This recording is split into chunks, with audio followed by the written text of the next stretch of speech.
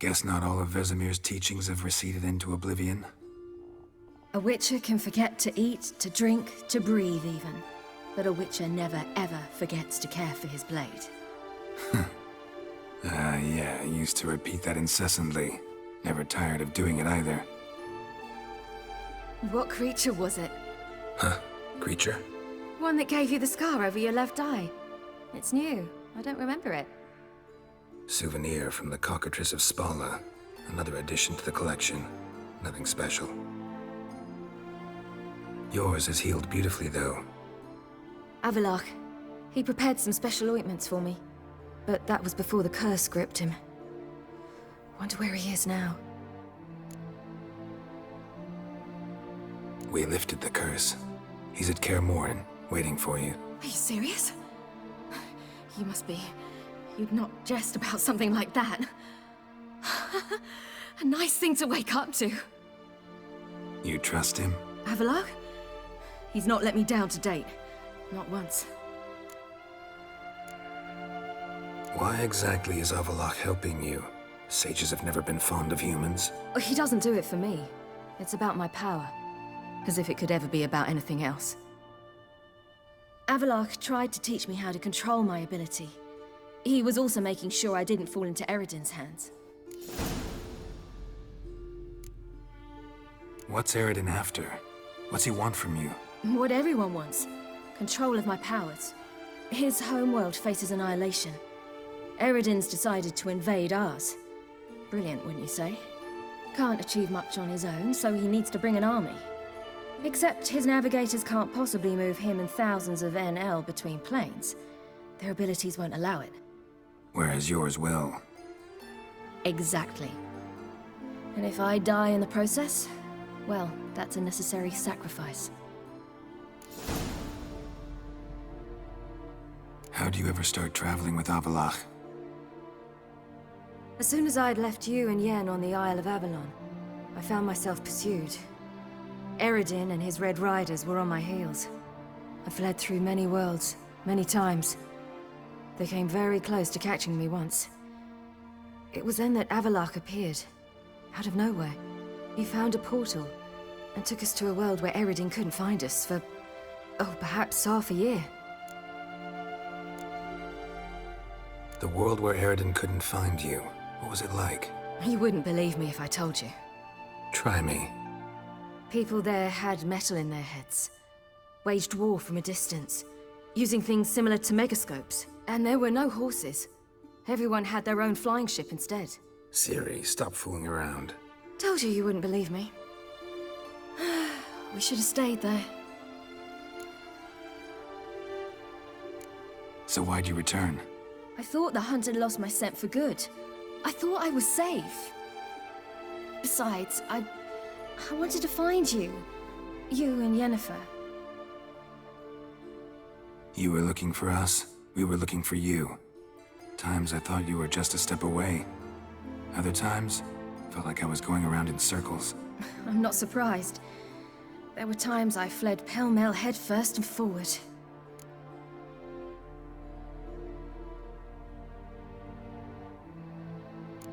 So tell me how it happened, step by step. Eredin located us mere moments after we landed on Ard Skellig. Soon after, he and his riders surrounded us. I thought it was over, the end. Turned out Eredin had other plans. He produced the phylactery, uncorked it. A fog enveloped us, and Avallac'h began gasping for air. That's how Eredin cursed Avallac'h, triggered his transformation into Uma? Yes. He didn't wish to kill him. Humiliation, that's what he was after. But Avallac'h refused to succumb without a fight. He cast a spell that wrought havoc in the hunt's ranks. And in a full half of a forest on Ard Skellig. Yet it also gave us time to flee. Avallac'h opened a portal. I leapt in. He was supposed to follow right behind me, but something went awry. Impaired by the curse, he failed to reach the portal in time. We had agreed that if anything went wrong and we were separated, we would meet at his hideout in Velen. But you failed to meet there. Yes, we failed to. Once through the portal, Instead of at Avalok's hideout, I landed right in the middle of Crookback Bog. I barely escaped the crones. And then there was the Baron. You know, he took me hunting. I killed a wild boar with my sword. I heard. A coincidence, really. I had no desire to hunt that day, but it felt wrong to refuse. I'd taken nothing remotely resembling a hunting weapon. I simply hadn't intended to hunt. I was wandering through the forest, breathing deep the air. And then I heard a strange sound. Unsettling. Boar attacked you? Mm-hmm. Big as a bison, and lumbering straight at me. And all I had was my sword. Had to manage.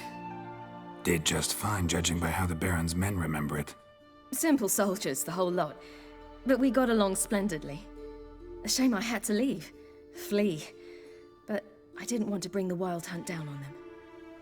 Apart from which, I knew by then the curse was progressing. So instead of looking for Avalok, I decided to find you and Yen.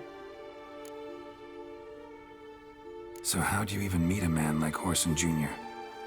You and Yennefer were nowhere to be found, and I needed someone who could fix the phylactery. No ordinary craftsman would do. I needed a mage, one with extraordinary powers. Dandelion took it upon himself to help me.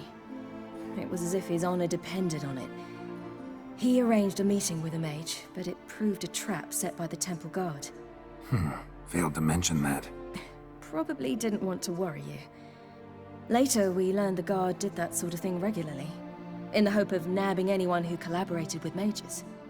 We needed to find another way. That was clear. Then Dandelion said he knew a man who owned a piece of Novigrad, as he put it, could do more than others. He was certain to know someone who could fix the phylactery. Whoreson Jr. Mm-hmm.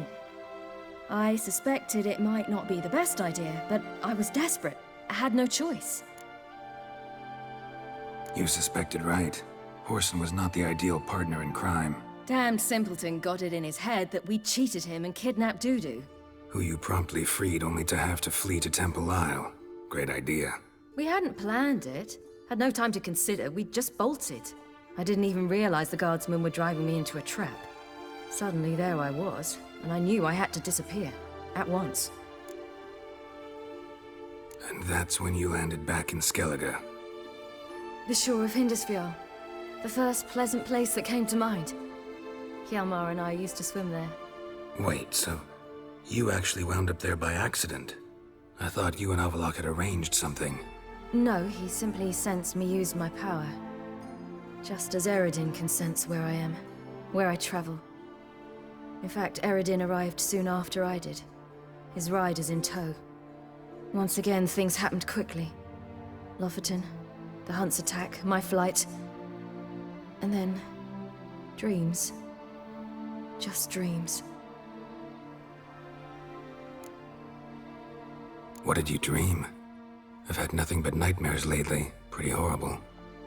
Likewise, for the most part. In one, a monster grown from a stillborn child chased you. Ugh, that was horrible. Had a few nice dreams. For example, in one we sat around a fire, drinking good wine, and all around people danced and laughed. I like that one a lot better. Me too. But these dreams, and the others, ended in some tower. No matter what I dreamed, in the end, I would enter a tower. Recognize it? Know where it might be? Not sure. I don't think so, but there was something familiar about it. And something terrifying. The tower was stark and dead. But at the same time, I felt I had to enter it. Did you? No. Dreams all ended with me searching for the entrance. And the last time, instead of the tower, I saw your grizzled face. If not for the scar over your eye, I'd have thought I was still dreaming. I was afraid you were dead.